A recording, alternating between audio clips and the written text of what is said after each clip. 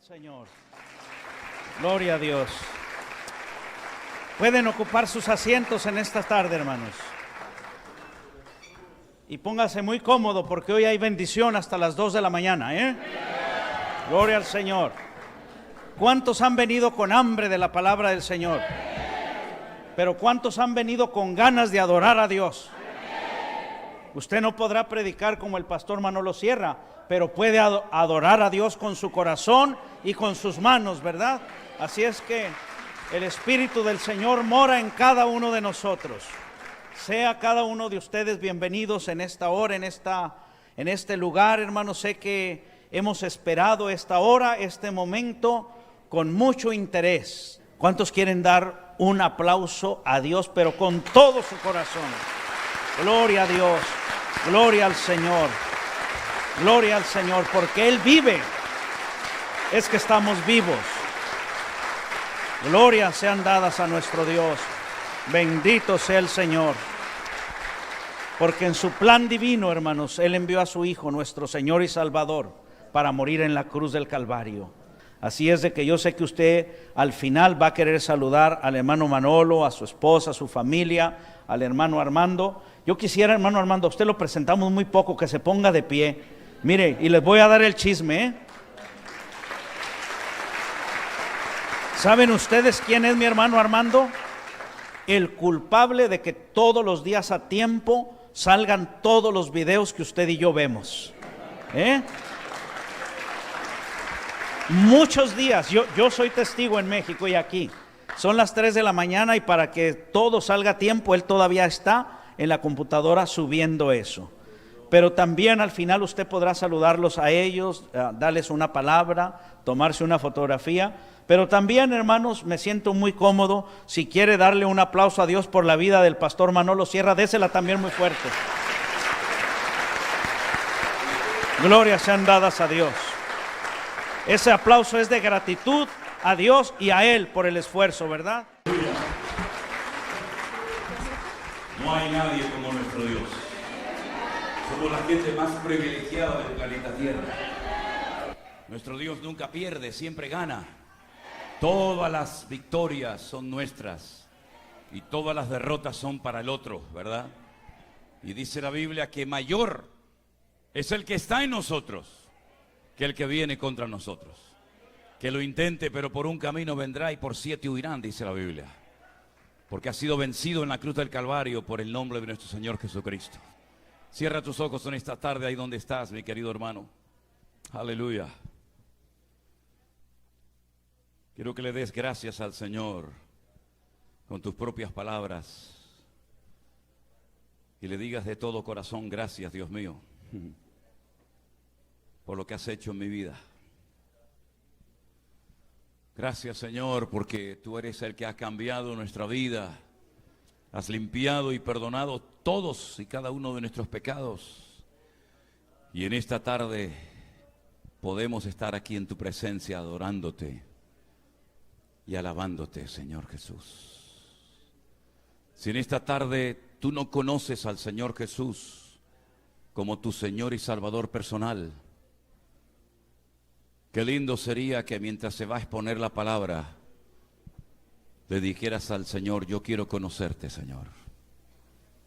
Yo quiero confiar y tener fe en ti como los que te conocen dicen que tienen en ti, Señor. Deja que el Espíritu Santo aclare tus dudas, ponga tu vida en orden, llene tu corazón, para que cuando termine esta reunión, este culto, puedas salir por esas puertas con el gozo de la salvación. Aleluya. Señor, háblanos en esta tarde a través de tu hermosa y poderosa palabra. Gracias, Señor, porque siempre tú nos hablas a través de ella. Queremos pedirte que nuestros oídos estén abiertos, estemos atentos a lo que tú hoy, Padre Santo, nos quieras transmitir y enseñar.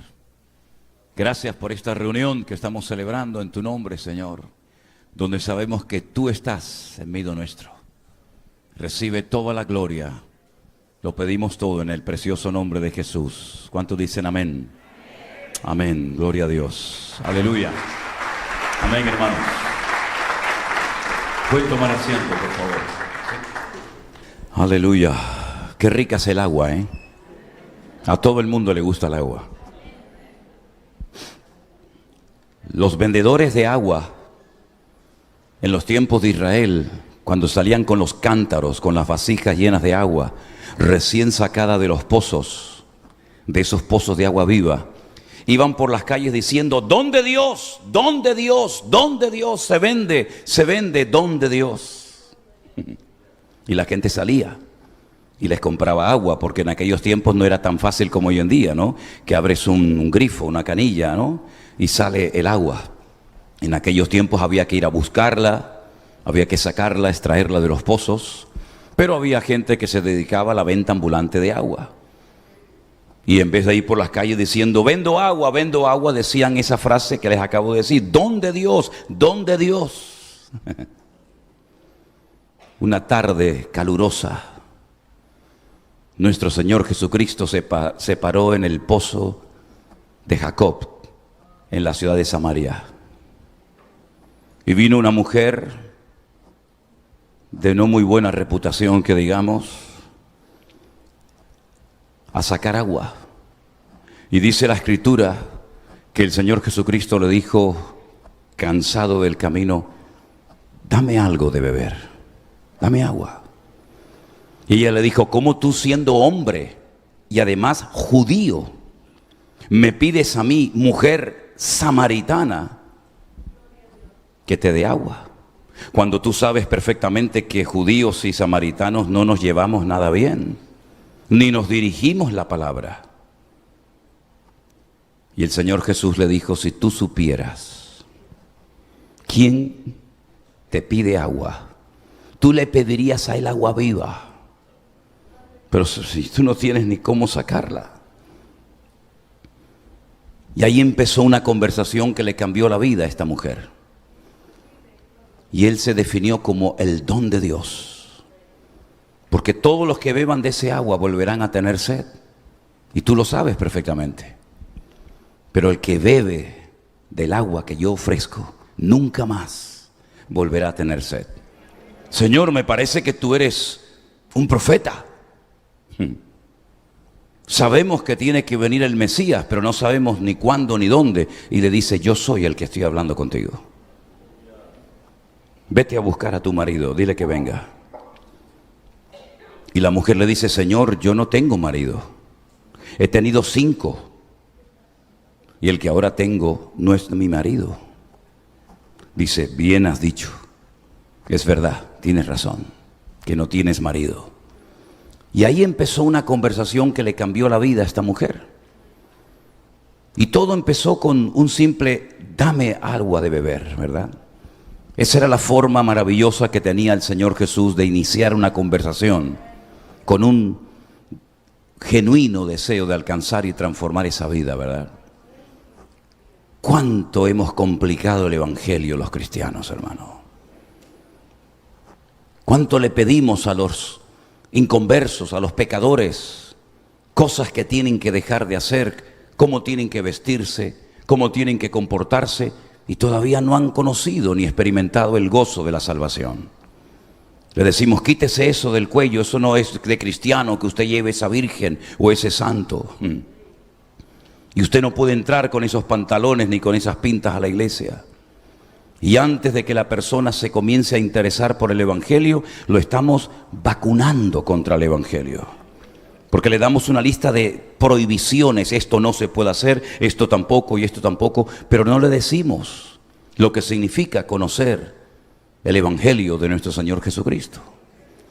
Y creemos que somos nosotros, con nuestros sermones, con nuestras predicaciones y con nuestras exhortaciones, públicas o privadas, las que van a cambiar a la gente. Y el único que puede cambiar las vidas es el Señor Jesús. Porque si lográramos cambiarlos por fuera, pero no por dentro, de nada sirve su cambio. Porque en el infierno habrá muchísimas personas que cambiaron externamente, pero no nacieron de nuevo. El infierno estará lleno de gente santurrona y religiosa. Gente incluso que tal vez llegaron hasta a predicar y a echar fuera demonios y a hacer milagros. ¿No dijo acaso el Señor: yo nunca os conocí, obradores de maldad? Pero Señor, ¿cómo nos dices eso? En tu nombre nosotros echamos fuera demonios, y en tu nombre hicimos esto, y en tu nombre. Sí, está bien, porque mi nombre tiene poder. Mi nombre tiene poder. El diablo lo reconoce, y el que usa mi nombre va a ver resultados. Pero no significa que esos resultados avalen tu conversión, porque no es lo que hacemos para el Señor, sino lo que Él ha hecho en nosotros lo que marca la diferencia.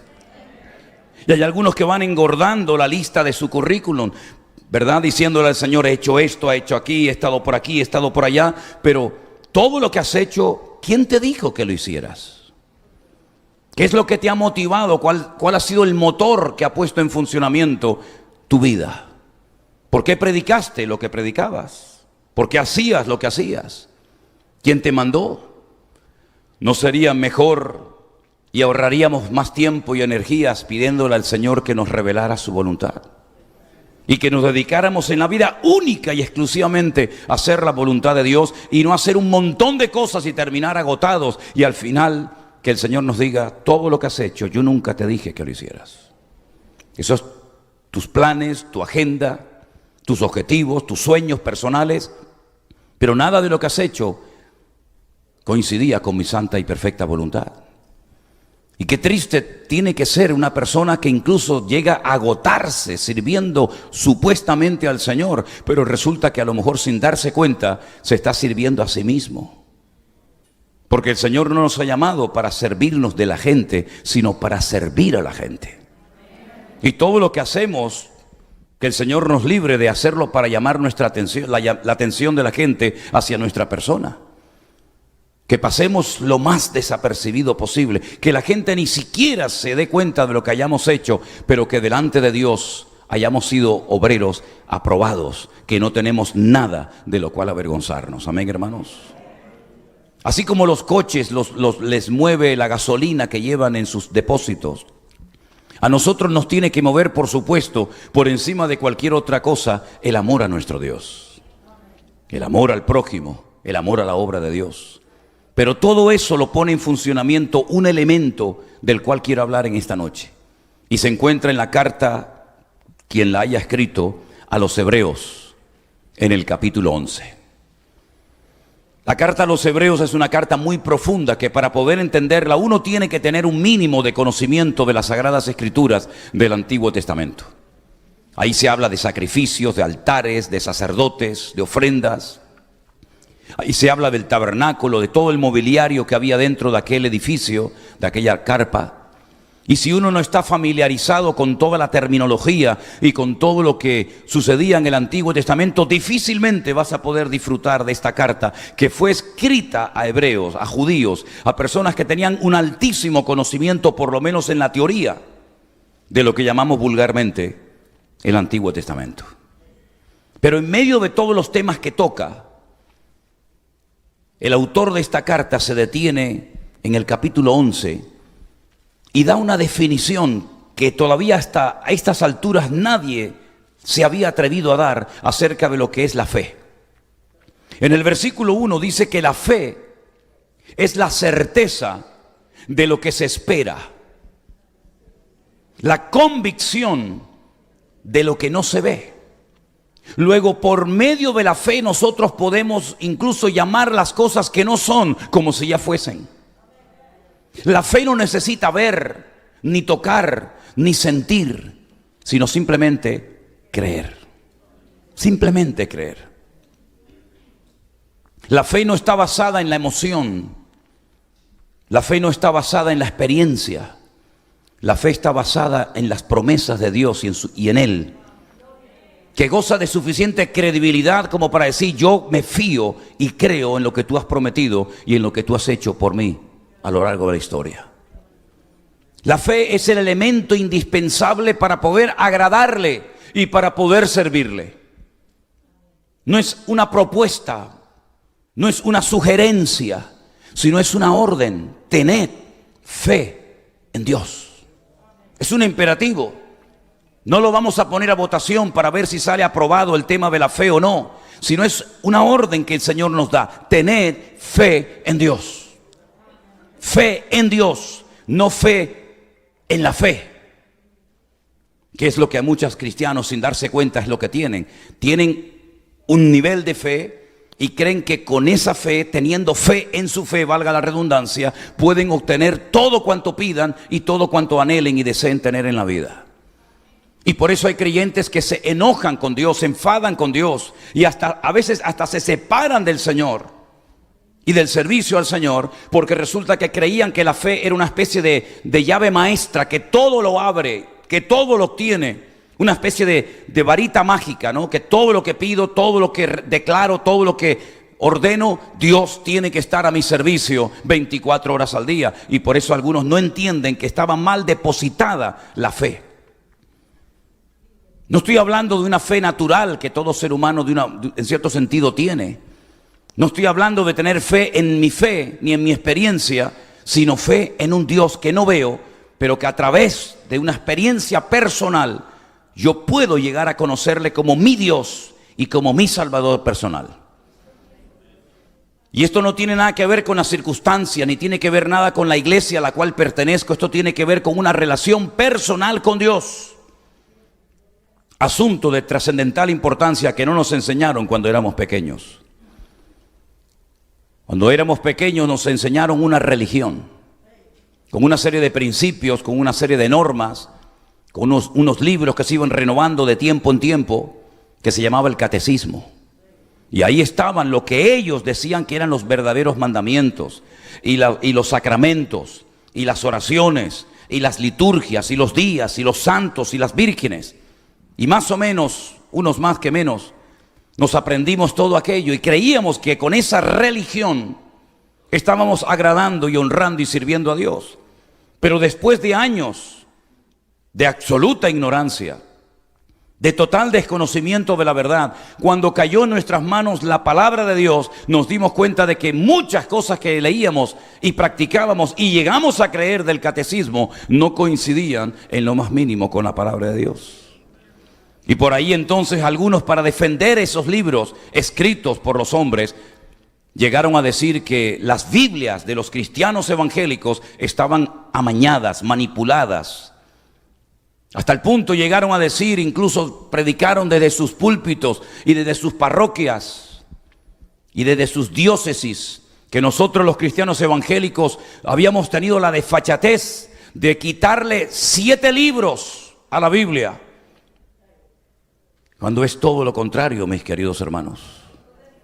Nosotros jamás le hemos quitado ni añadido nada a la Biblia. Fue en el siglo XVI en Italia, en el famoso Concilio de Trento, donde un papa decidió unilateralmente meterle 7 libros más a la Biblia que nunca había tenido la palabra de Dios. Y ahí añadieron la famosa historia de aquella heroína del pueblo de Israel llamada Judith. Y la historia de aquellos jóvenes llamados los macabeos, un seudónimo, un nombre que les pusieron, no se llamaban los macabeos. Lo que pasa es que la palabra macabeo viene del hebreo macab, que significa martillos. Una familia que estaba harta de la opresión y de las humillaciones de los griegos en Jerusalén, y entonces se rebelaron contra ellos, ¿verdad? Y decidieron hacerle la guerra para volver a purificar el templo de Jerusalén y volver a reiniciar los cultos y la adoración y el servicio al Señor. Y añadieron el libro de sabiduría y el libro de Tobías, etcétera, etcétera, hasta un total de 7. Así que no es que hayamos quitado cosas a la Biblia, sino más bien que en ese concilio de Trento, en el siglo XVI, le añadieron 7 libros más. Por eso la Biblia católica tiene 72 libros y la Biblia de cualquiera tiene 66. Ellos tienen su propia versión, la llaman Nácar Colunga, que por cierto es muy buena.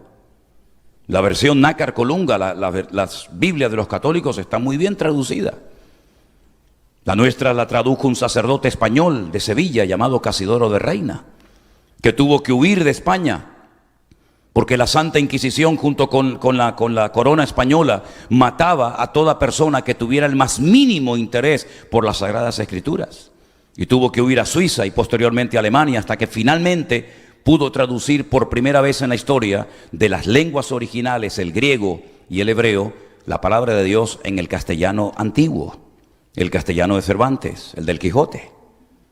Y así comenzó una auténtica revolución espiritual en aquel momento, en aquella nación, ¿verdad? Pero mis queridos hermanos, de nada sirve todo lo que hagamos y planifiquemos en un despacho, en una oficina, si lo que nos mueve no es el amor a Dios y nuestra fe en Dios y no en nosotros mismos. Dice la Biblia que sin fe es totalmente imposible agradar a Dios. Usted puede dar todos los diezmos que quiera, usted puede hablar en lenguas, usted puede hacer lo que quiera, la lista sería interminable. Sin fe es imposible agradar a Dios. Y he conocido cristianos que están más interesados en agradar a su pastor que en agradar a Dios. Y he conocido a cristianos que tienen casi más fe en el hombre que en su propio Dios. Hasta el punto que saben que a lo mejor lo que se está enseñando en esa congregación, en ese púlpito, no es 100% bíblico, pero como es el ungido del Señor, y como es el pastor y lo amamos tanto y lleva tantos años con nosotros, decimos amén y le permitimos que haga y diga lo que quiera, aunque en lo más profundo del corazón algunos saben que lo que se está enseñando hace tiempo en esa denominación, en esa iglesia, no es 100% bíblico. Y tan culpable es el que enseña una falsa doctrina como el que la acepta diciendo amén y acatándola sin filtrarla a la luz de la palabra del Señor. A mí me llama muchísimo siempre la atención el tema de la fe, algo tan importante, un mundo tan variado y tan amplio, que cuando usted estudia el tema de la fe va a ver que se menciona desde 3 puntos de vista diferentes. Dice la Biblia que por gracia sois salvos por medio de la fe, y esto no de vosotros, pues es don de Dios. La fe como medio para obtener la salvación. Pero luego más adelante, cuando el apóstol Pablo empieza a poner la base y la doctrina de lo que llamamos el cristianismo, la iglesia, resulta que en 1 Corintios capítulo 12, él le dice a los hermanos que hay, por lo menos en esa lista, 9 dones, 9 carismas, 9 manifestaciones diferentes del Espíritu Santo en la vida de una iglesia. Y menciona el don de la palabra de sabiduría, el don de ciencia, el hablar en lenguas, el interpretar, etcétera, etcétera. Y dice, y también el don de fe.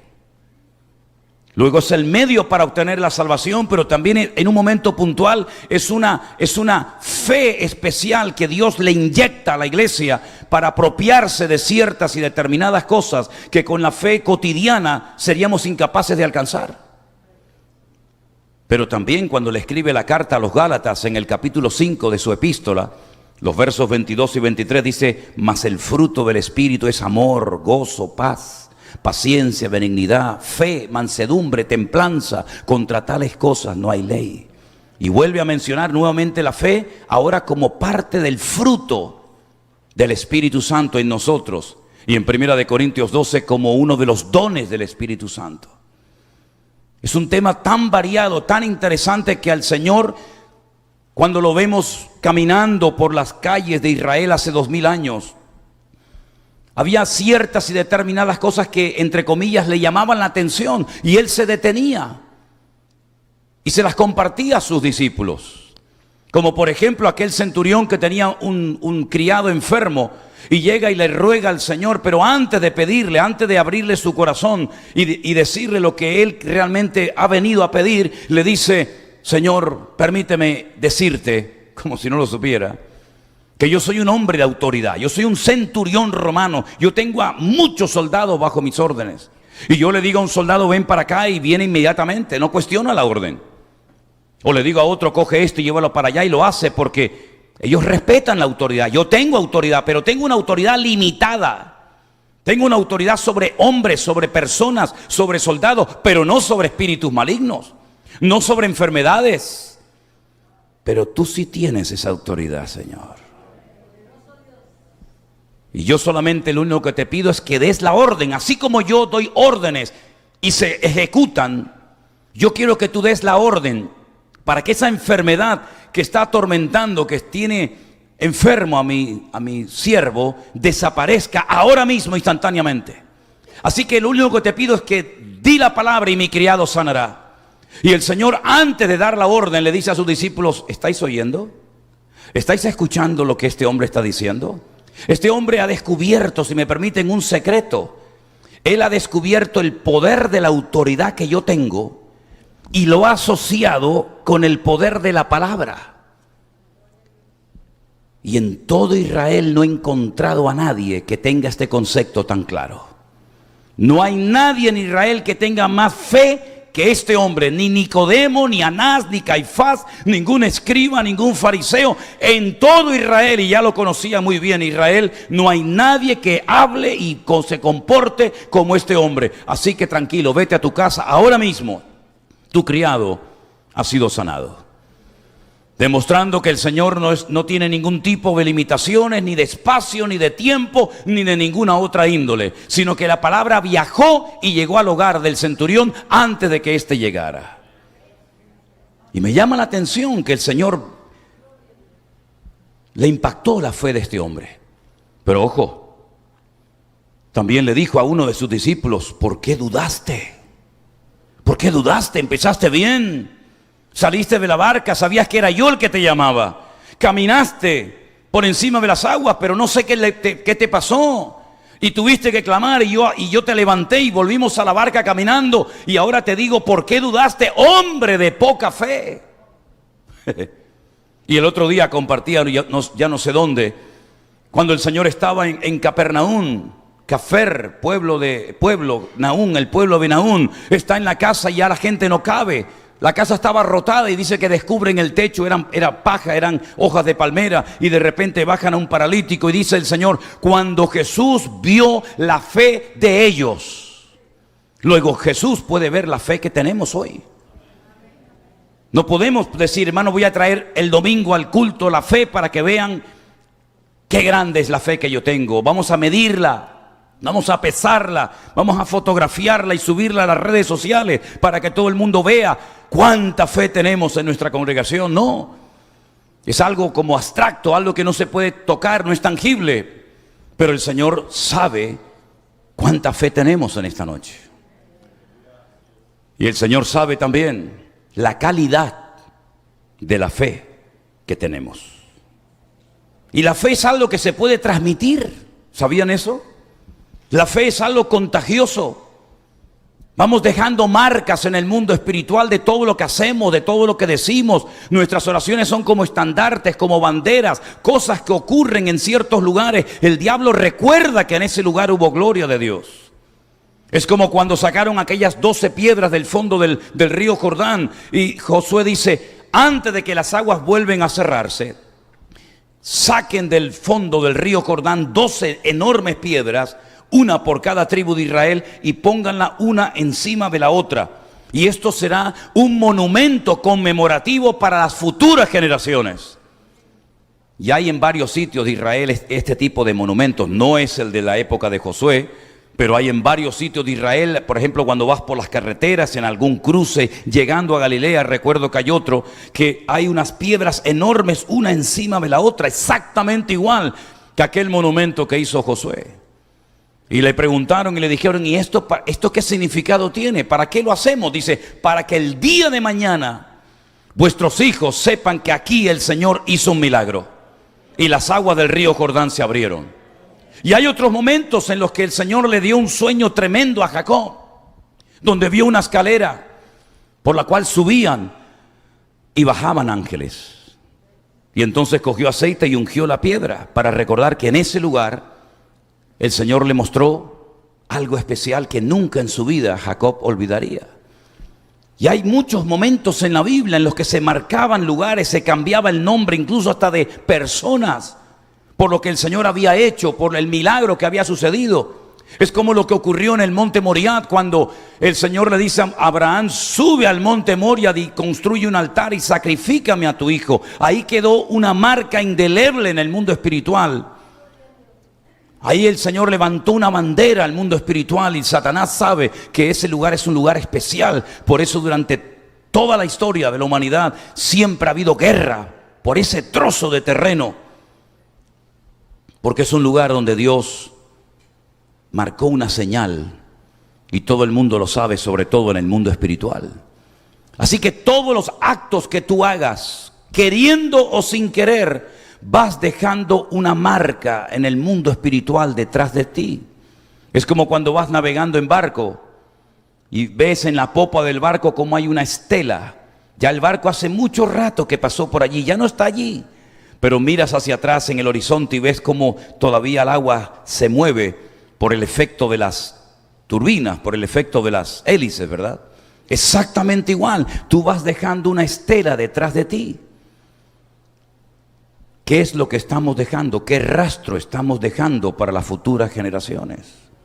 ¿No les ha llamado la atención que la Biblia dice el Dios de Abraham, el Dios de Isaac y el Dios de Jacob? ¿Y eso qué significa? Que ellos supieron transmitir la fe, que ellos supieron transmitir el conocimiento, que ellos supieron transmitir la palabra y el amor al Señor, y no se quedaron herméticamente la bendición, sino que se la compartió Abraham a su hijo Isaac. Y por eso vemos que en la lista de los héroes de la fe se menciona, por ejemplo, a Abraham, que se conoce como el padre de la fe. Y fíjense qué impacto hizo Abraham en la vida de su hijo, que cuando su hijo ya es grande, él quiere imitar todo lo que hizo su padre. Por ejemplo, la Escritura dice que hubo un momento en el que hubo sequía, hubo hambre, hubo escasez de alimento y de agua en Canaán. Y entonces Abraham desciende a Egipto, ¿se acuerdan? Y en Egipto es cuando le dice a su esposa: antes de entrar en Egipto te voy a decir algo. No le digas a nadie que eres mi mujer, porque eres tan hermosa. Miren la edad que tenía Sara en esa época. Eres tan hermosa que cuando el faraón te vea, te va a querer como mujer y a mí me van a matar. Entonces, para que no me hagan daño, diles que eres mi hermana. Qué tremendo, ¿no? ¿Qué te parece? Y entonces todos sabemos el resto de la historia. Cuando años más tarde su hijo Isaac está en Canaán y vuelve otra vez la hambruna, la sequía a Canaán, ¿qué es lo que quiere hacer Isaac? Lo mismo que hizo su padre. Lo que vio en su padre, el ejemplo que su padre le dejó, es que en momentos de crisis descendió a Egipto. Y él entonces se quiere ir a Egipto. Pero Dios le dice: no, no vayas a Egipto. Tú no tienes que descender. Pero Señor, aquí no hay agua. Me han cegado los pozos. Yo abro un pozo y vienen y le echan tierra y piedra encima. Y el Señor le dijo: tú no vas a descender a Egipto. Tú vas a sembrar aquí. Pero Señor, aquí no hay agua. Yo vivo en el desierto. No es una tierra fértil, no es una buena tierra. ¿Cómo voy a sembrar en el desierto? Y el Señor dijo: tú te vas a quedar aquí y vas a sembrar. Y ese año, en obediencia, Isaac sembró y dice que cosechó a 100 por 1. Y los filisteos le tenían envidia y celos, porque la bendición de Dios siempre, no sé por qué, despierta los celos y las envidias en los que no tienen su corazón alineado con el Señor. En vez de gozarte en la bendición del hermano, resulta que hay que ponerle la pierna encima al hermano, porque resulta que tiene más que tú, o Dios lo ha usado más que tú, y entonces empiezan las rivalidades. Y dice la palabra de Dios que ese año, sembrando en el desierto con pocos recursos, el Señor lo bendijo de tal manera, porque no depende del sitio donde vives, mi hermano. Depende del Dios que tienes. El Dios de los nicaragüenses es igual que el de los norteamericanos. El Dios de Honduras, de Salvador, el Dios de China, de Japón y del mundo entero es igual que el de Manhattan, igual que el de San Francisco, Las Vegas. Lo que pasa es que a veces creemos que el Dios de los americanos es más poderoso que el Dios de los centroamericanos. Y se equivocan rotundamente. El Señor no necesita de tu esfuerzo. El Señor lo que quiere ver es tu nivel de fe.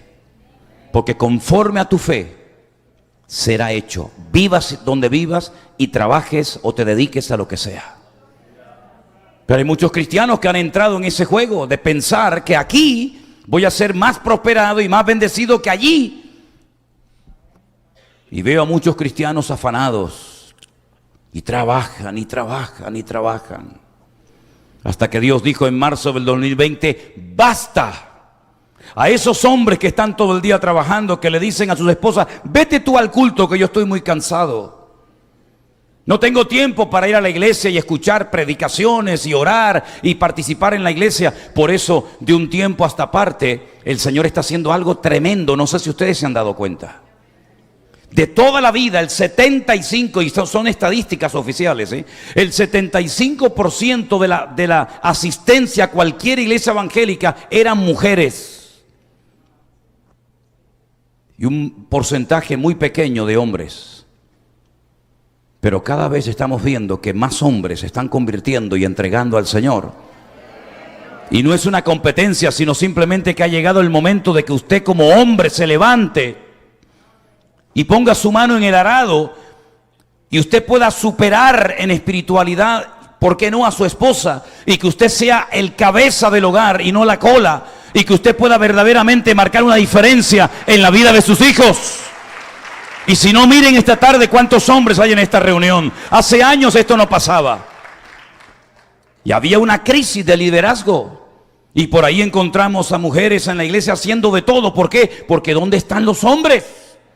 Entonces Dios dijo, sí, 2 meses nos encerró dentro de nuestras casas. Sin iglesia, sin nada. Ahora sí que vas a tener tiempo para leer la Biblia, ¿eh? Ahora sí que vas a tener tiempo para orar. Y por ahí apareció un loco de España, con un telefonito, hablándote todos los días para que supieras que el Señor cuenta contigo, mi hermano. Aleluya, gloria a Dios, gloria a Dios. Así que, hermanos, la fe tenemos que usarla, porque en el cielo no la vamos a necesitar absolutamente para nada. Es cierto que a veces uno dice, pero Señor, esto es demasiado grande. A veces me asusto de todo lo que Dios está haciendo, créame. Porque nadie nos enseñó a trabajar con una iglesia virtual. Y con gente que de la noche a la mañana te abrazan y te pellizcan y te saludan y te dicen, hermano, le amamos. Digo, sí, le amamos. Es como uno más de la familia, digo. Ah. Yo no he visto a nadie, yo no sé de dónde salió usted, doña. ¿Verdad? No, yo le amo, yo me acuesto con usted todos los días. Digo, tranquila. Y me levanto con usted, digo, bueno, déjeme tranquilo un día, déjeme un día libre. Yo no soy Superman. Y yo me acuerdo, y ustedes lo saben perfectamente, que cuando llegó un desafío muy grande a la vida de ciertos y determinados personajes de la Biblia, clamaron al Señor, porque Él es nuestro pronto auxilio en las tribulaciones. Y desde la angustia invoqué al Eterno y Él me respondió. Y por ahí estoy pensando en una mujer llamada Miriam o María, como lo dice el Nuevo Testamento en la Reina Valera. Una mujer jovencita, como se casaban y se siguen casando las judías en Israel, muy jovencitas, ¿verdad? Ya estaba comprometida con su marido, también de la misma tribu de Judá, y de repente se le presenta en su casa nada más y nada menos que el arcángel Gabriel. El arcángel Gabriel no se le aparecía a cualquiera para decirle, hola, ¿qué tal? ¿Cómo estás? Sino es el arcángel que trae mensajes trascendentales a las vidas de las naciones o de los pueblos o de las personas. Se le apareció Daniel en Babilonia. Y ahora se le presenta a esta joven y le dice, bueno, la Reina Valera dice, salve. Salve, muy favorecida, bendita tú entre las mujeres. Y ella se turbó, dice, ¿por qué me saluda este ángel a mí así? Oye, hablando de todo un poco, ¿os habéis dado cuenta que cuando Gabriel se presentó a Daniel se cayó al suelo como muerto, temblando de miedo? Y cuando se le presenta a María, María ni se inmuta. Es que las mujeres, es increíble, ¿eh? Es que, hermana, yo no sé lo que llevan ustedes dentro, pero María dice, hola, ¿qué tal, Gabriel? ¿Cómo estás? Y el otro, ¡pum!, se cayó al suelo, ¿no? Temblando, perdí la fuerza. Bueno, vengo a decirte que eres el instrumento escogido por el eterno Dios para la salvación de Israel y de las naciones de la tierra. He aquí darás a luz un hijo y llamarás su nombre Jesús. Él salvará a su pueblo de sus pecados. El Señor Dios le dará el trono de David su padre y reinará sobre la casa de Jacob para siempre y su reino no tendrá fin. Y María dice, muy interesante el tema. Pero una pregunta, ¿y cómo se va a hacer todo esto? Porque veo que el plan ya está perfectamente trazado y diseñado, pero ¿cómo? Y le dice el ángel Gabriel, lo que es imposible para los hombres es posible para Dios. El Espíritu Santo vendrá sobre ti y te cubrirá. Y entonces dijo, he aquí la sierva, la esclava del Señor. Ahora vete tú a tu padre, a tu madre, a tus primos, a tus amigos, tus vecinos. Vete tú a tu futuro marido y dile que te has quedado embarazada así, sin hacer nada, por un milagro del Señor. Nadie la iba a creer, jamás, nadie iba a aceptar semejante cosa. Incluso José planeó algo diciendo, la voy a dejar, como diciendo, fíjate, la dejó embarazada y ahora la abandona, el desgraciado este, ¿no?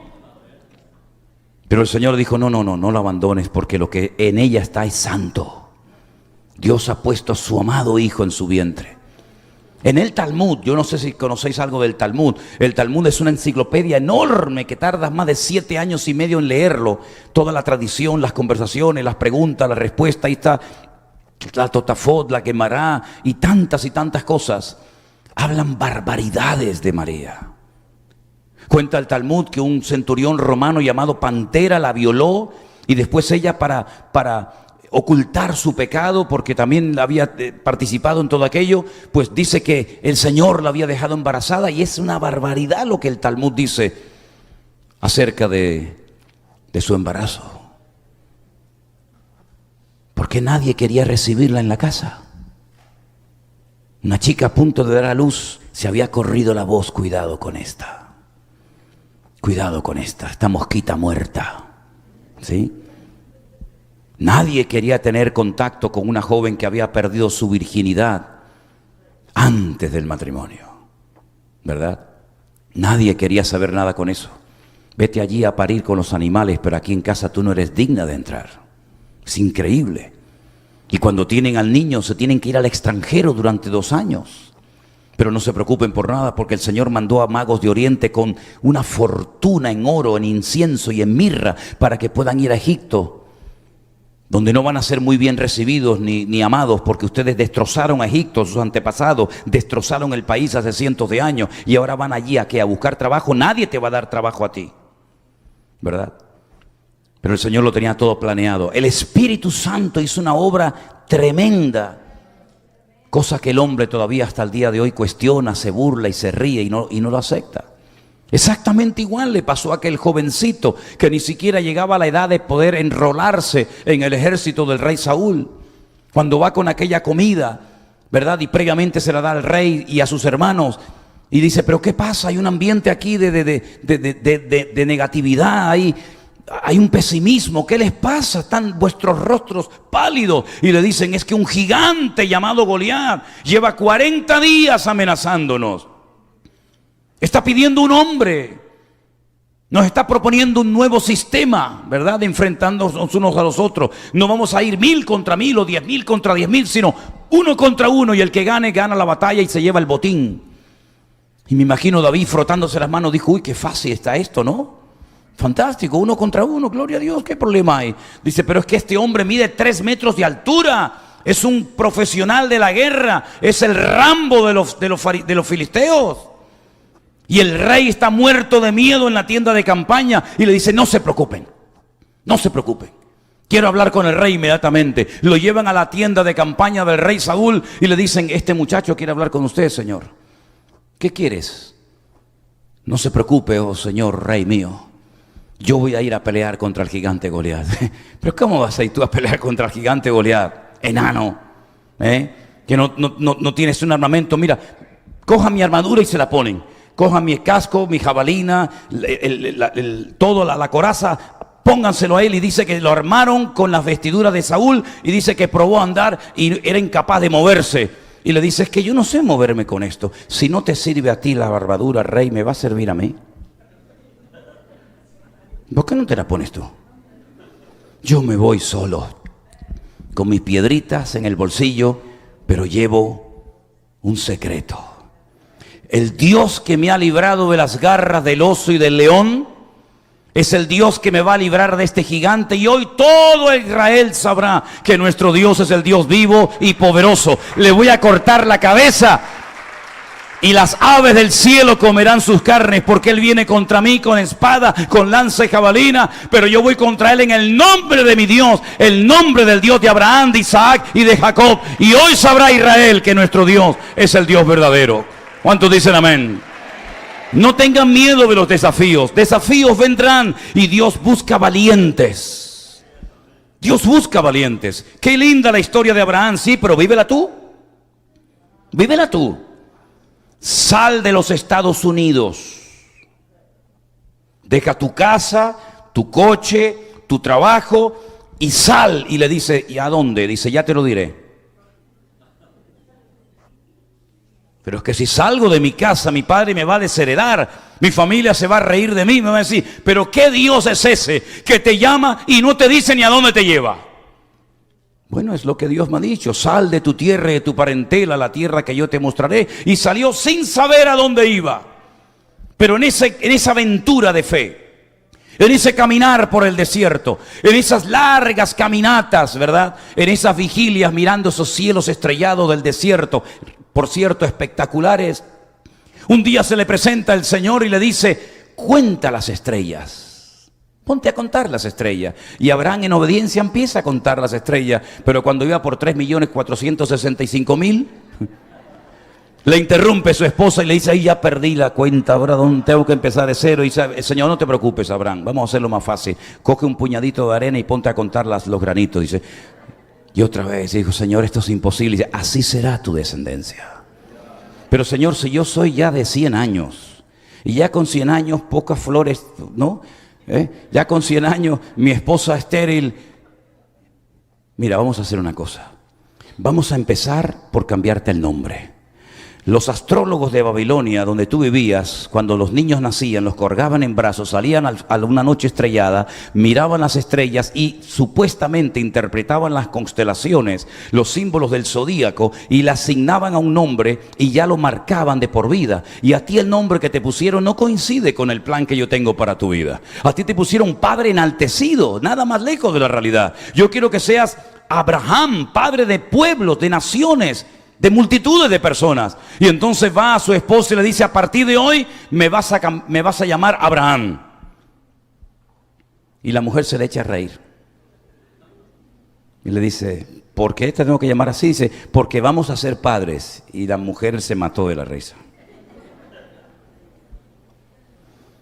Y el Señor le dice, ¿por qué se rió tu esposa? Pregúntale por qué se rió. Y le dice, Sara, ¿por qué te has reído? Y dice, no, yo no me reí de eso, tú sí te has reído. Vas a tener un hijo y vamos a demostrar si verdaderamente las promesas de Dios se cumplen, sí o no. Pero pasaron 30 años, sí, 30 años, y el niño no venía. Y entonces un día su esposa viene y le hace una propuesta y le dice, mira, yo no sé si interpretamos mal la voluntad de Dios, pero aquí esto no funciona, hijo. Yo tengo una criada que nos la regaló el faraón cuando nos fuimos de Egipto. Uy, qué curioso, te fuiste de Egipto, pero Egipto se te metió en la casa.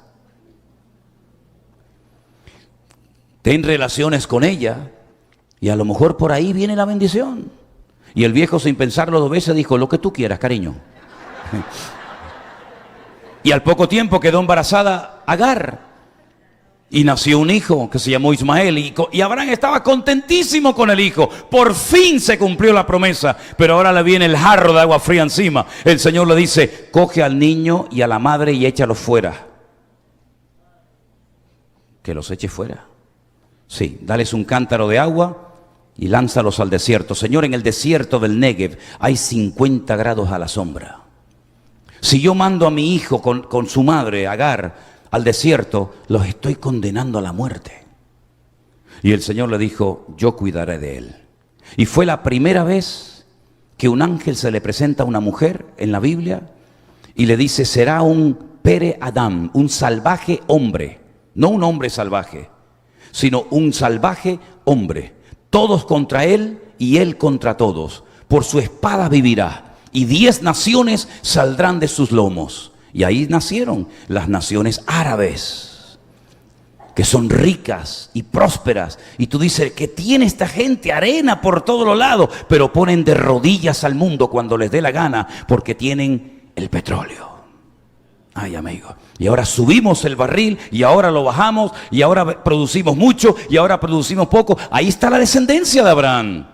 Y entonces Abraham dice, pero ahora no tengo hijo. Dice, es que ese fue el hijo en la carne. En la carne tú y yo somos capaces de hacer muchas cosas. Y puede ser que funcionen, pero en la carne no nos movemos en el Señor, sino en fe y en obediencia. Y cuando nació Isaac, que significa, Él te hará reír.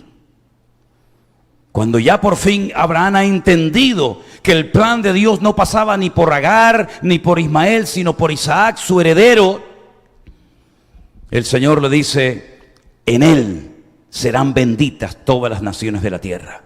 Y ahí está Abraham contentísimo con su hijo. Pero una mañana Dios le vuelve a hablar y le dice, Abraham, tengo una noticia que darte. Abraham conocía perfectamente la voz de Dios. Él sabía cuál era la voz de Dios de otras voces. Y le dijo, habla, Señor, dime, ¿qué quieres que haga? Y dice, coge a tu hijo, a tu único hijo, al que amas, a Isaac.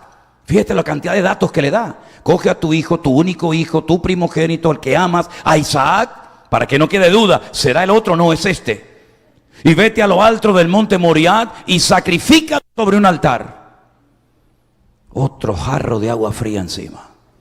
Ahora que lo tengo, ahora me lo pides.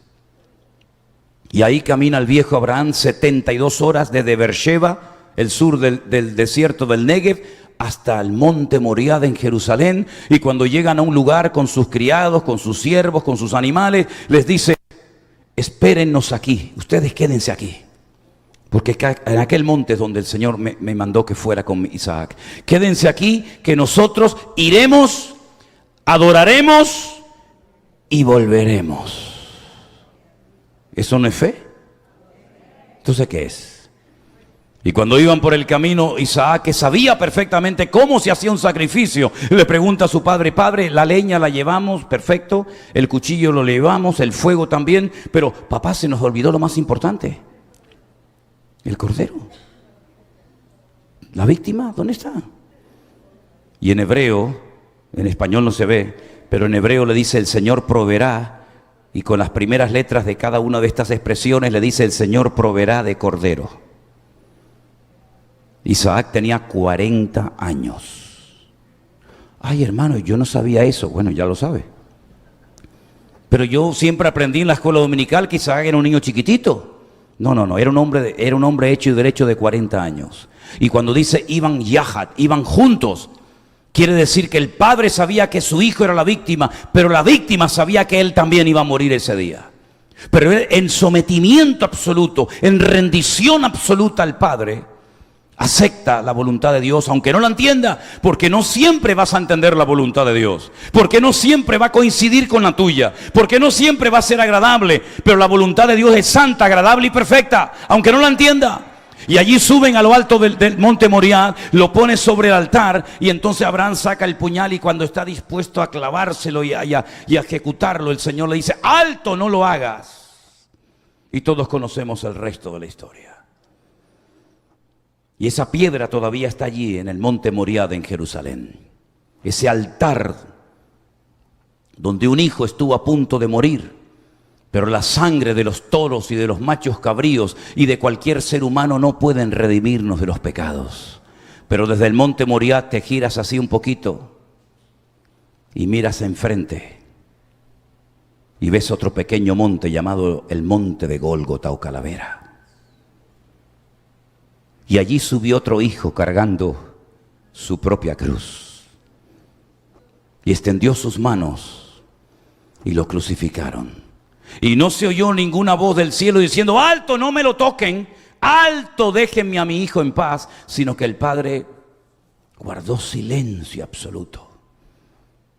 Y entonces el hijo alza la mirada al cielo y dice: Dios mío, ¿por qué me has desamparado?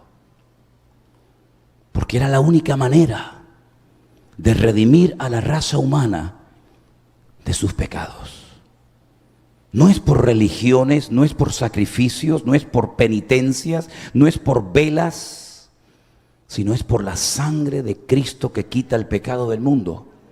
Y tienes que morir, hijo. Y tengo que abandonarte. Tengo que darte la espalda. Porque todo el pecado de la raza humana, desde Caín, desde Abel, desde Adán y Eva, te lo he puesto sobre tus hombros. Y yo soy santo y no puedo tener comunión contigo en este momento, hijo. Entonces el hijo le dice: Padre, en tus manos encomiendo mi espíritu. Ya que mi carne me la van a matar y me la van a machacar, por lo menos lo que llevo dentro, en tus manos encomiendo mi espíritu. Y al tercer día, el Padre, recibiendo el sacrificio de su amado Hijo Jesús, lo levanta de entre los muertos y asombra al mundo, demostrando que la ofrenda fue aceptada. Demostrando que aunque tuvo que morir conforme a las Escrituras, también conforme a las Escrituras, el Padre envía nuevamente la vida, el Espíritu a su Hijo y lo resucita de la tumba. Y hay ahí un montón de detalles que nos dejan a todos con la boca abierta, ¿verdad? Y por ejemplo encontramos el detalle de aquella mujer temprano a la mañana llamada María Magdalena, porque era de un pueblo que era un saladero de pescado en Galilea llamado Magdala, y ella era María de Magdala, Magdalena, y se encuentra esta mujer con el sepulcro abierto, vacío. Y por ahí se han hecho todo tipo de especulaciones. ¿Será que se equivocó de tumba? ¿Será que robaron el cuerpo? Y entonces alguien le dice: María, no busques entre los muertos al que vive, porque acaba de resucitar. Y de repente oye María, y cuando se da la vuelta dice: Señor mío. Y cuando lo va a tocar le dice: no me toques, porque ni siquiera aún he subido a la presencia de mi Padre. Pero vete y dile a mis discípulos que yo vivo, que he resucitado. Habían puesto 16 soldados romanos en la puerta del sepulcro, armados hasta los dientes, para que ninguno de sus seguidores se acercara al sepulcro. Habían puesto un precinto romano que cualquiera que lo quebrantara sería reo de muerte. Habían puesto una piedra de casi 4.500, 5.000 kilos de peso, rodando así herméticamente para que no se pudiera nunca más volver a abrir. Todo fue inútil. Y como siempre he dicho y se los recuerdo, la piedra no se quitó, no se rodó para que pudiera salir el Señor, ¿verdad? No. La piedra no se rodó, no se quitó para que el Señor pudiera salir, sino se rodó para que tú pudieras entrar a ver que no está dentro. Porque la tumba está vacía hasta el día de hoy. Apláudele fuerte al Señor, aleluya. Porque Él vive y ha resucitado de entre los muertos y está aquí en esta noche. Y a su nombre, gloria al que vive, aleluya. Y entonces va María Magdalena a la casa donde están reunidos, probablemente la misma casa donde el Señor partió el pan y el vino días atrás. Probablemente la misma casa donde fueron llenos del Espíritu Santo en el día de Pentecostés. Y entra corriendo, dice: lo he visto, he hablado con Él, está vivo. Y entonces salen corriendo dos. No sé por qué no fueron corriendo los demás. Solamente dos. Pedro salió corriendo, Juan salió corriendo. Juan dice que llegó primero al sepulcro, pero no se atrevió a entrar. Pero Pedro, ya saben cómo es. Entró, y el Evangelio según San Juan dice: entró, vio y creyó. Entró, lo entiendo. Vio, más o menos. Pero lo de creer no lo entiendo, o no lo entendía. ¿Qué fue lo que vio para decir ahora creo? Vio sus ropas, el sudario puesto allí, sin romperse en una explosión, sino vio el sudario puesto allí con la forma de que alguien estaba dentro, envuelto en él, pero no estaba nadie dentro. ¿Y por dónde salió? Es como cuando ponemos una almohada, ¿no? Y la tapamos, como estos en Alcatraz, ¿se acuerdan? Que pusieron así con aquellas cabezas. Parece que estaban, pero no estaban. Y cuando Pedro entró, vio aquello, dijo, pero ¿por dónde salió? Entonces ahora entiendo que él entró, vio y creyó. Ya creo en él. Sí, pero tú ya no eres uno de ellos. ¿O es que acaso te has olvidado que hace 3 días dijiste públicamente, yo no le conozco, yo no sé quién es? ¿De qué sirve ahora que digas que crees? Tú te desconectaste, tú apostataste de la fe en el Señor. Y entonces se vuelve a presentaros otra vez el Señor a María Magdalena y le dice, dile a mis discípulos y a Pedro, esos matices, qué interesantes, ¿verdad? Que vayan a Galilea, que allí me los voy a encontrar. Y caminan casi una semana para poder llegar allí. Y muy temprano a la mañana en el mar de Galilea se encuentra el Señor unos pescadores y resulta que son ellos, sus discípulos. Otra vez, 3 años después, vuelven otra vez a aquellas redes y barcas que dicen que las habían dejado, pero no las habían dejado porque ahí las tienen otra vez. Y el Señor grita desde la orilla, ¿habéis pescado algo? Y le dice, no. Toda la noche hemos intentado pescar y no hemos pescado nada.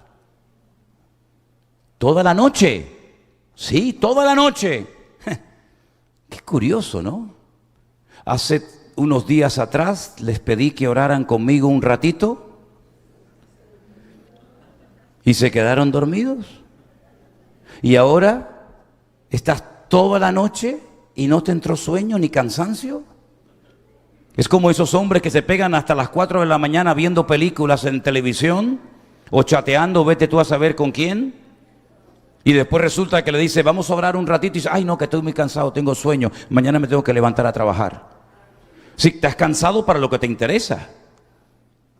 Para las cosas tuyas nunca estás cansado ni tienes sueño. Pero cuando hablamos de las cosas del Señor, siempre estás cansado, siempre tienes que o lavar el coche, o cambiar el aceite al coche, o visitar a no sé qué cliente. Qué rollo patatero tienes. Qué mal te lo montas, amigo. ¿A quién pretendes engañar? Que ya no eres un niño ni un crío de 15, 18 años, hombre. Que ya eres un hombre hecho y derecho. Y el Señor se te presenta y dice, ¿has pescado algo? Dime qué has hecho con tu vida. Trabajar y pagar deudas. Pero para mí, ¿qué es lo que has hecho? Ya está bien de perder el tiempo, mis queridos hermanos. Esta lista de Hebreos capítulo 11 que ni siquiera he tocado más que un simple personaje. Podríamos estar meses hablando de este tema. Todos fueron hombres y mujeres que pagaron un precio. Dejaron casa, dejaron familia, dejaron amigos. Entraron en una aventura con Dios, que es la mejor aventura que podemos tener. Dicen que era judío Cristóbal Colón cuando fue a la reina Isabel de Castilla y Fernando de Aragón y le dijo, majestades, quiero que me financien un viaje, quiero ir por otra ruta, quiero ir por otro sitio a las Indias. Y le dijeron, pero no vas a poder ir, la tierra es plana, te vas a caer cuando llegues al final del mar. Y él dijo, no, majestad, yo he leído en la Biblia que nuestro Dios está sentado sobre el círculo de la tierra. Y eso está en el diario personal de Cristóbal Colón en la ciudad de Sevilla, en el Museo de las Indias. Y después de mucho rogar y pedir y suplicar, estos reyes terribles le financiaron a este caballero y se vino aquí y se encontró con algo que decían que no existía. Que ya no hay más mundo más allá. El último pueblecito, la punta que más sale de España se llama Finis Terre. El fin de la tierra, no hay más tierra. Si vas para allá no vas a encontrar nada, te vas a morir. Hay dragones, hay animales mitológicos que van a terminar despedazando las naves. Es una pérdida de tiempo y de dinero. Y por eso en el antiguo escudo español aparecía una frase en latín que decía non plus ultra, no más allá. Pero cuando él regresó y trajo evidencia de que sí había vida, y sí había civilizaciones, y sí había cultura y animales, etcétera, etcétera, tuvieron que cambiar el escudo español y ya no dice non plus ultra, ahora dice plus ultra, hay más allá. Y yo no sé lo que ha sido tu vida, llena de sacrificios, de penalidades. Ya no puedo más, ya no aguanto más, se me han ido los años, he criado los hijos, he pagado esto, he pagado lo otro, y ya estás como ya tirando la toalla. Pero el Señor hoy te dice, cosas que los ojos no vieron, ni oídos oyeron, ni han subido al corazón del hombre, son las que Dios tiene preparadas para los hombres y mujeres que le aman a Él, aleluya. Y estamos en ese tiempo de renovación, de transformación espiritual, donde estamos conociendo a centenares, créanme hermanos, centenares, miles de hermanos, prácticamente en casi todas las naciones de la tierra, en los 5 continentes, hombres y mujeres que han entendido lo que Dios nos quiso decir en marzo del 2020. ¿O creen que fue casualidad aquello? ¿Creen que fue casualidad que muchos no pudieran ir a trabajar ni a estudiar y que estuvieran todo el santo día en casa? ¿Fue casualidad? Fue tal vez una de las últimas oportunidades para que la iglesia despierte de su letargo espiritual.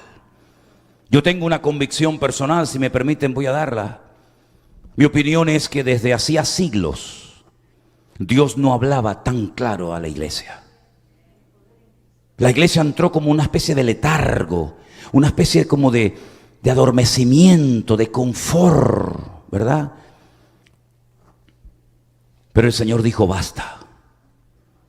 Vuelvan a las escrituras, vuelvan a la sencillez del evangelio. No le compliquen la vida a los convertidos diciéndoles que si no dan, están bajo maldiciones. No le compliquen a la vida a la gente que si las primicias. Déjense de cuentos y de rollos raros. Auténticos manipuladores de la escritura, ¿verdad? El Señor dijo, basta, métanse conmigo en mi secreto, lean la palabra, descúbranme, conózcanme a mí, para que cuando termine esta etapa y vuelvas a tu iglesia, si es que quieres volver, no digas amén como los borregos, sino diga, un momento, eso no está en la Biblia, pastor. Es que yo soy el pastor y yo soy un hijo de Dios y yo no puedo decir amén a lo que no es bíblico. A eso nos llevó el Señor, a una reestructuración de nuestra vida cristiana con el Señor. Una cosa es el respeto, faltaría más. Una cosa es el amor, el cariño a una persona, pero no significa que yo porque sea el pastor pueda hacer lo que me da la gana en la iglesia. Yo no soy el dueño de la iglesia, ni el dueño de nadie. Nuestro dueño es el Señor. De hecho, cada vez que usted dice la palabra Señor significa amo, dueño. Pues ¿cómo llamamos al Señor Señor si luego no hacemos su voluntad? Así que mis queridos hermanos, les invito a que cierren sus ojos en este momento. Créanme, minutos antes de subirme aquí estaba tan cansado que yo digo, Dios mío, qué terrible es predicar cansado. Pero si les confieso que ahora sería capaz de predicar 8 horas, de verdad se lo digo. Pero miren, lo importante es que lo que hemos oído en esta tarde lo pongamos en práctica. ¿Cómo está su fe, mi hermano? ¿Cómo está su fe, hermana? ¿Tiene bien claro su comunión y su relación con el Señor? Estamos aquí de paso. Por mucho que podamos hacer, por muchos años que podamos vivir, estamos de paso. Y el Señor nos dice hoy a través de su palabra, lo que tengan que hacer, háganlo pronto. Que no queda mucho tiempo. Es la realidad. No queda mucho tiempo. Probablemente somos la iglesia más cerca de los últimos tiempos que jamás ha pisado este planeta Tierra. Por eso, si tú en esta tarde todavía no le has entregado tu vida a Jesús, ¿qué esperas? ¿Qué más necesitas ver? ¿Qué más necesitas ver? La misericordia que Dios ha tenido con nosotros ha sido infinita. ¿Saben cuántos han quedado por el camino? ¿Sabes cuántos han muerto? Y el Señor te ha mantenido vivo para que hoy tengas tu oportunidad. El Señor no quiere que nadie se pierda. Pero el Señor es un caballero, ¿eh? No se mete donde no lo llaman, donde no lo invitan. Él llama, te habla por la radio, por la televisión, por un predicador, da igual. Pero el Señor te llama. Si hemos tenido que salir de nuestro país, de nuestra iglesia, de nuestra ciudad, de nuestra isla, para venir aquí y hablarte a ti hoy del amor del Señor, pues gloria a Dios, ha merecido la pena. Porque para eso hemos venido aquí, no para llevarnos los bolsillos llenos de dinero. Jamás le he pedido un centavo a nadie. Jamás hemos ido por la vida abusando de la gente. Pero mis queridos hermanos, hemos venido aquí a darte el mensaje de salvación. No sé si te vas a congregar aquí o en la virtual o en ninguna, no lo sé, no sé esos detalles. Pero lo único que sé es que si tú hoy no aceptas al Señor Jesucristo, no tendrás la excusa de decir, es que yo no sabía nada. No, sí sabe, ¿cómo que no? Sí sabe, pasa que no te interesó. Por eso quiero hacer una pregunta mientras todos mantenemos pues nuestros ojos cerrados. ¿Hay alguien aquí en esta tarde que le quiere entregar su vida, tal vez por primera vez, aquel que murió en la cruz por ti y resucitó al tercer día? Si hay alguien aquí entre nosotros que le quieres entregar tu vida al Señor Jesús, ahora es el momento idóneo para hacerlo. ¿Qué es lo que tengo que hacer? Bueno, déjame orar por ti. Levanta tu mano ahí donde estás. Dios le bendiga. Dios le bendiga. A usted también, alguien más. Dios te bendiga, gloria a Dios. ¿Quién más en esta tarde le quiere entregar su vida al Señor Jesús? Digas, yo me quiero entregar a Jesús, le quiero pedir perdón a Él. Quiero que Él venga a mi vida, cambie mi corazón, aleluya. Dios te bendiga, Dios te bendiga. ¿Alguien más? Dios te bendiga, amigo. Dios te bendiga a usted también. Voy a pedirles tal vez a los músicos si nos pueden ayudar en esta tarde, ¿verdad? A los que levantaron su mano, ¿me permiten orar por ustedes aquí delante de la plataforma? ¿Sí? Vengan un momentito adelante, por favor, no tengan ningún reparo en hacerlo. Venga aquí delante, por favor. Aleluya, gloria a Dios. Gloria al Señor Jesús. Venga adelante. Gracias, Señor Jesús. Gracias, oh Dios. La Biblia dice que cuando un hombre, una mujer, una persona confiesa públicamente al Señor Jesús delante de los demás, en la otra vida, cuando estemos delante de su altar, Él nos confesará delante del Padre. Es así. Pero si alguien se avergüenza de mí en la tierra, dijo el Señor, yo también me avergonzaré de ti en la otra vida.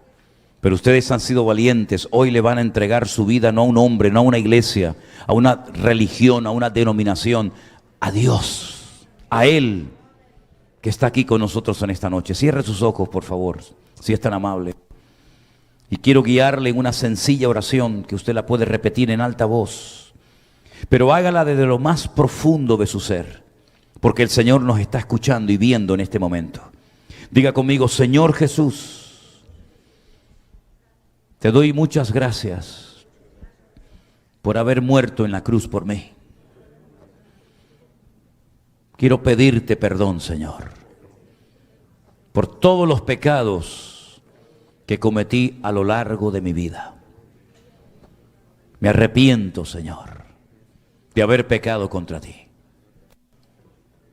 Pero yo sé, Señor Jesús, que tú moriste por mí en la cruz. Y por eso te pido perdón. Límpiame, Señor, con tu sangre.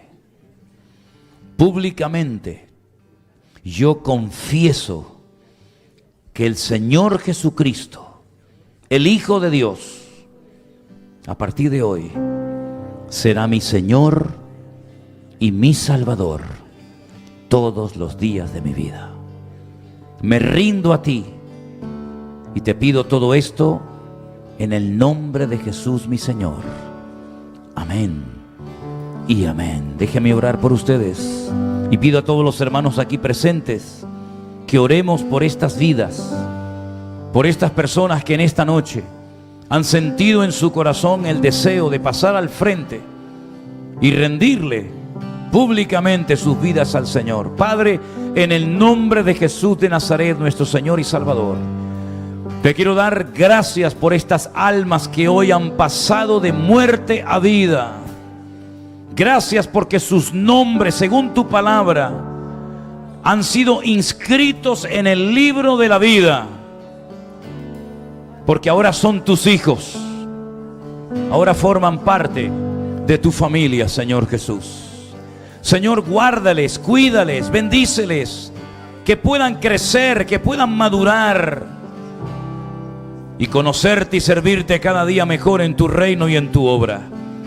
Gracias, amado Dios del cielo, porque la sangre de Cristo tiene poder, aleluya. Y tú rompes toda cadena, toda atadura, toda ligadura espiritual hoy de estas vidas. Ya no son parte del mundo de las tinieblas. Ahora son hijos del Rey de Reyes y Señor de los Señores. Ahora tu Espíritu Santo está en ellos y tú los vas a bendecir cada día. Bendícelos, Señor. En el nombre de Jesús, en el nombre de Jesús. A ti la gloria y la honra. Amén, amén, amén y amén. Aleluya.